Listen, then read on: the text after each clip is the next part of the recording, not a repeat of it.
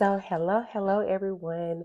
Welcome back. My name is Jasmine, and I am the Healed Pretty Girl. And my channel is the Journey of the Healed Pretty Girl. So, I just wanted to give that introduction, as some people do not know my name. So, I want you to know who I am, and feel free to reach out, like, and subscribe. So, today we're just going to jump right in, as we always do. And so my word for today is obedience. So today that's what we're going to talk about. And that's what God gave me. So we're going to jump right into being obedient. So the Lord told me, He said, to be obedient to my voice, my word, and my choice. Now, that is going to be a different revelation for different people, right? We're all going to interpret that in a different way. But the breakdown of what he gave me was when he said to be obedient to my voice. It's learning to listen the first time, ensuring that when we hear from him and he gives us something to do, he gives us an assignment, a declaration, whatever it is, he's telling you something. It's important that you listen the first time, and that's the area where a lot of us may struggle. Sometimes we struggle to do what God has said, because we're like, well, God, I thought that you would do it this way. Or, Lord, can we do it, that way, instead of doing exactly what He said? Instead of doing exactly what He said. So sometimes we struggle there. If you go to James, I'm going to read from James chapter 1, verse 22. It says, do not merely listen to the word and so deceive yourselves. Do what it says. The King James Version tells us to, but be doers of the word and not hearers only, deceiving yourselves. So it's important that you're listening, you're taking in what you're hearing from the Lord, but not only are you taking it in, but you're actually applying it, you're doing it. Some of you may be finding yourselves in a season where you're like, well, God, what's next? What's next, God? And you may be a prophet yourself, or you may be seeking out other prophets or people to pray and intercede for you, and you're saying like, well, I haven't heard anything else from the Lord is not speaking to me, He hasn't said anything, he's quiet right now, and I need a word from the Lord. Like, you're desperate for a word from the Lord. And so some of you are in a place where you're asking for a word, but you haven't done the last word that He gave you. You didn't listen, you didn't apply it. You heard it, but you didn't do it. And so James is telling us to be sure that we don't only hear the word, but we activate it. We do it. We're doers of what He said. And like I said, when Holy Spirit was speaking to me, He said it's important that you listen the first time. It's important that my people, my children, they listen the first time. They do what I said. And it's important that you do it in the season that He told you to do it in, because sometimes we have a word that we received maybe last year or 2 years ago, and you're just now applying that word. You're just now activating that word. But that word potentially needed to be activated a year or 2 years ago when He originally gave you the word. Some words are early. Sometimes we get things prematurely, if you will. Like, we'll receive a word, but it's not going to happen until 3 years from now, right? But God will give you the discernment to know, okay, this is not a today word. This is a future word. But we have to remember that God is eternal. So time doesn't look the same to Him that it does to us. So it's important that you're continuously seeking the Lord, and you're praying that word and you're saying that word back to Him to ensure, the timing of that word. Is this a today word? Is this a tomorrow word? When is this word, going to spring up and bear fruit for me, Father God? So it's important to pray that. So let's be sure that we're working on listening the first time. I've also been there. obedience is so important. Obedience is greater than sacrifice. I always say that obedience, it is our greatest sacrifice. That is my sacrifice, is to obey my father and, do what he's called me to do. One of my listening points of listening the first time is doing these videos. Lord knows I did not want to do any videos. So this is me listening, and this is me being obedient and remembering to listen and be obedient the first time and do what God has called me to do, because I don't know what he has in store for me, but I have to do the first step. I have to take that step and trust him in faith that whatever he has told me to do, it will bear fruit. Whatever he has for me, it will come to pass, and knowing that I'm doing it all for God's glory is the most important thing. So the next thing that he gave me was to be obedient to my word. So being obedient to his word is also getting in the Bible and studying scripture, familiarizing yourself with the scripture. Also, when you're praying, say the scripture back to God. Take his word back to him. His word cannot return to him void. And he even says, like, for my name's sake, like, God, a lot of us like to say, like, my good name, that's all that I have. All I have is my name. Especially, I would say, like, my parents era, my grandparents, like, they were very, very big on having a good name. This is something they've established, they've worked hard for, they don't want their name tarnished. So the same is true for God. If he says a thing, it will be that. He will always do whatever he says that he's going to do. He's not a man that he shall lie, nor the son of man that he shall repent. So whatever he says, it will be so. So you can always take the word back to God in prayer, recite it back to him, say, you said, you said, if I honor my mother and my father, that my days upon this land shall be long. Whatever it is, you take it back to him and you say, Father, you said this.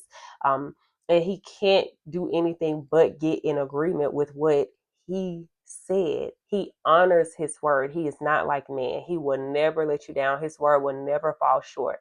He will always honor his word. He will always do what he said, and he will actually exceed your expectation. He will just blow your mind. With whatever he does. So you may be thinking one thing, but then when it comes to pass, it will be so much greater than what you could have ever fathomed. So I always take his word back to him and repeat back to him what he said, what he declared over my life. And I encourage you to do the same. And then the last point about being obedient, he said to be obedient to my choice. Now, this is one that most of us struggle with, because a lot of us, we can hear God's voice, we hear his voice just fine. So we don't have an issue with hearing his voice. Now, sometimes we do have an issue with doing what he said, but we don't have an issue with hearing what he said. Then, part two of that, a lot of us read our word. We're in our word every single day. We're reading our word. We know what it is, we know what it means. We take it back to God. We learn how to apply the word, etc. Right? But when it comes down to being obedient to God's choice, this is where it gets tricky. For example, God can say, "Hey," and some of us, or some of you, are in this season of God saying, "Hey, this is your husband. This is your wife." Excuse me? Well, that's not my choice. I wouldn't have chosen this person, because you're looking at this person with your fleshly eyes. You're not looking with your spiritual eyes, and you're definitely not seeing them how the Father sees them. Most of us don't even see ourselves the way that the Father sees us. So that's another area to pray in. But being obedient to his choice, even whether it's, a spouse, whether it's a job, whether it's the location of where you're going to live, it's important that you're obedient and you're okay with his choice. There is no back and forth. This is what I have chosen for you. This is what I've decided for you. These are the plans that I have for you. You need to go back to Jeremiah 29:11. For I know the plans that I have for you. Plans to prosper you and not harm you. God knew the plans before he formed you in your mother's womb. So if he already knew the plans that he had for you, how can we not be okay with the choice that he has made? How can we not be obedient? Whatever it is, if it's a location where you're going to live, where you're going to spend the rest of your life, where you're going to spend the next 2-3 years of your life, who you're going to marry, how many kids you're going to have, your career choice. I will be honest.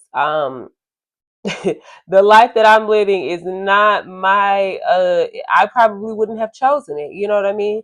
Like, as far as just some of the things that I'm currently sitting in or that I'm currently doing, it's not that these things are bad. It's just not the route that I would have chosen for myself if I was in my own will. But one thing I can tell you with all certainty is that I've tried it in my will. I've tried it my way. And most of the time, my way was me just being in the way. So, God, I'd rather take it your way. I'd rather have your pick. I'd rather, be the character in your story. I'd rather you get the glory, God. I'd rather be in your will and doing it your way. So, whatever it looks like, if it's okay, well, I never imagined that I would live in this place, but God, you called me here. So I'm going to rejoice and be glad in it. I'm going to smile. I'm going to be celebratory. I am going to be grateful, and that's one of the main things about God's choice. He's always looking at our heart posture.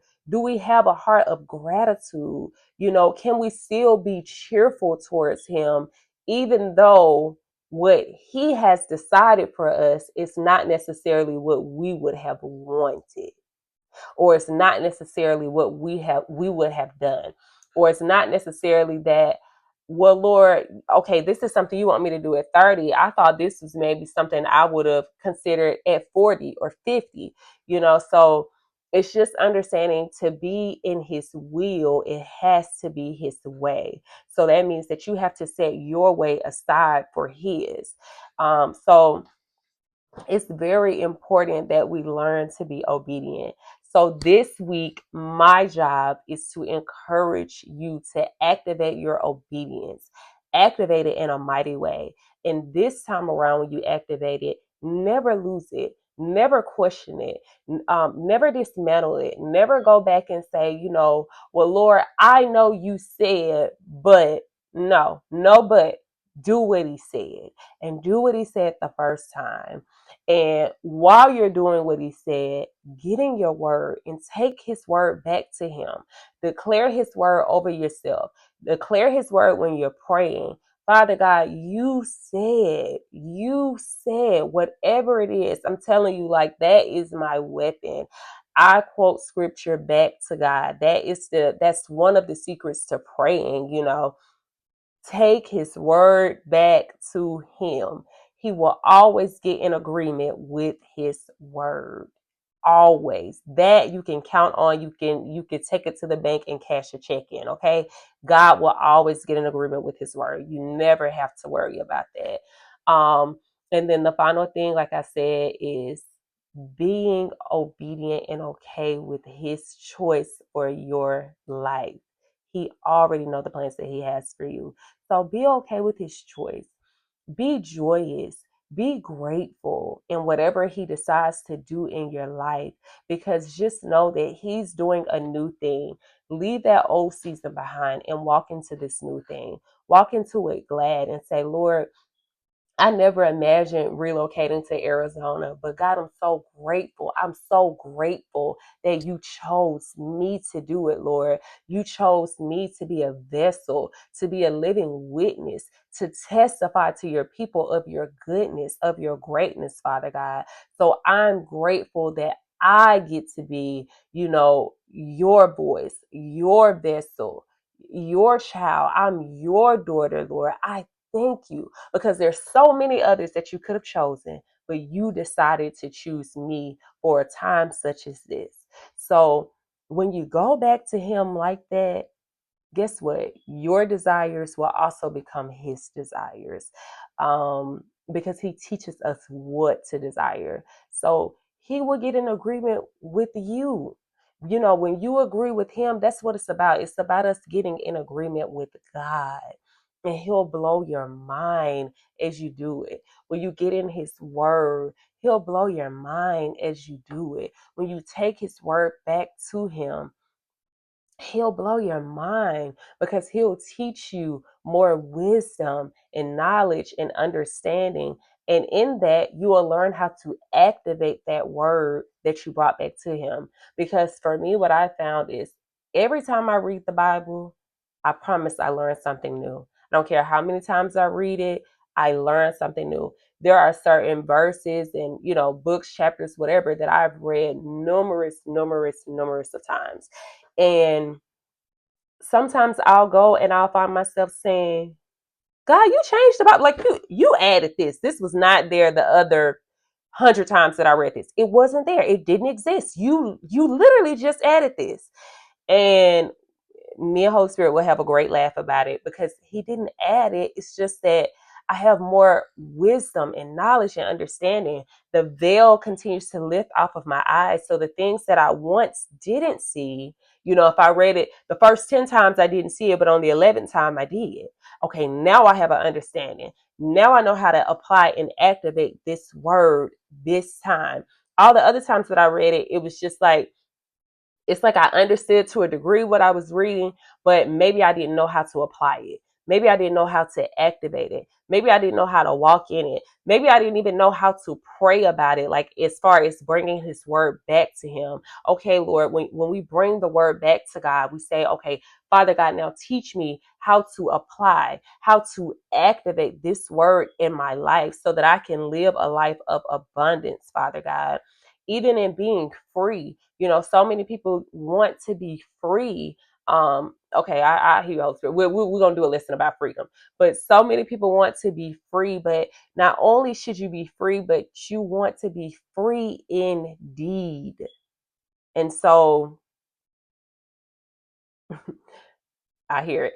So I will definitely be doing a lesson about being free indeed, not just free, but free indeed. So today it's just about encouraging you to be obedient. Please, please, please. This is the start of your week. Start your week off being obedient. Start your week off asking God, how can I apply and activate my obedience, Lord? How can I be obedient to you the first time when you say something? So I want to encourage, when you're listening, don't just listen, but incorporate active listening. Active listening is very different than just, passively listening to someone. So make sure that you're actively listening, because when you actively listen to God, you can activate what you heard the first time. And so that's very important. So today was very, very short, but I just want to encourage you to be obedient. Do what the Lord has called you to do. Do it scared, do it tired, and ultimately do it fearless. Do it fearless. Do it with purpose. Do it because you know that's what your Father has called you to do. And so, for those of you that feel like you're stuck, you feel like you're not hearing from God, go back to the last thing that He told you and be sure that you did it. And even for those of us that may say, like, well, I did do it, but make sure that you did it to completion, because God is not only a starter, but He's a finisher. And therefore, when you're in Him, when you're in the body of Christ, you're in the kingdom, you're a son, you're a daughter, you too have to be a finisher. It's important that you start, but see it through into the end. So, God bless you. I pray that you have a marvelous week on purpose. I pray that you align with your purpose. And some of you, you have purpose partners out there. I pray that you find them, they find you, you connect, and you do what God has called you to do together, because some of you are just in a place where you're just stuck because you need that partner now. You need them to come and help push you to the finish line. So I pray that you find your purpose partners, and that God does a new thing in your life this week. He elevates you, He loves on you, and He restores you on purpose. So, to God be the glory. Make sure you're doing your kingdom work and make sure you're being obedient. I'll see you next week.